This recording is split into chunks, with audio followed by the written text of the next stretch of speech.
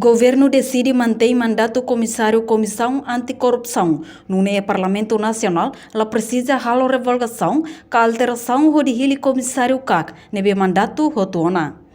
Presidente Comissão A nebe trata assunto com a Lei na Justiça e a Parlamento Nacional. Deputado Joaquim dos Santos Hateten, lei com a Bahari CAC, Dehan, molok termina mandato, governo do Parlamento Nacional tem que hili ona comissário FOM, se la hili, bela reconduz existência, mas be ia prática, lorontolo liutiana, no Parlamento la consegue hili comissário FOM.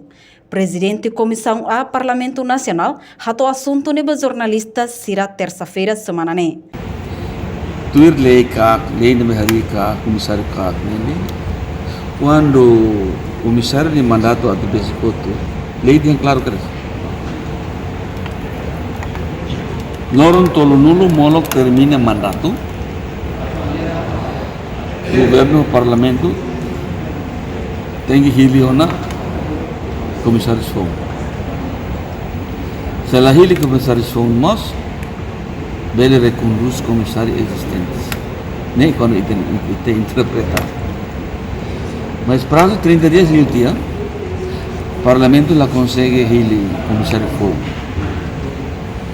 Então, o presidente do parlamento, no momento que vai, harus carta de comissário FOM, o aguenta tão lá e fula ainda, para a mim processo toque não sei da eleição ba comissário FOM.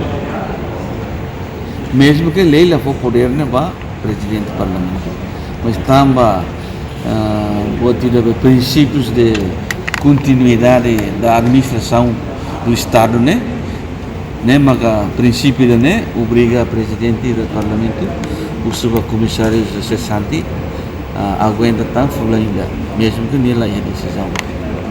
Segundo o vice-presidente do Parlamento Nacional, deputado Luiz Roberto Dehan, coraba comissário Cagnian, será russo atu partido Ruane, bele halo consenso para bele fortifica no precisa quórum mínimo hatnulo resistência.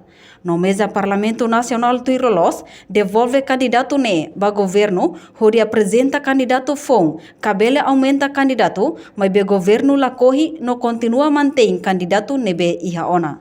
Reportagem Melda Fátima, Televisão Timor Post. Janela informação by Emma Hotu. Atu reta informação atual dia clio kita haluha haneham botão subscribe, like, halo comentário no faz tutang ba media social Hotu.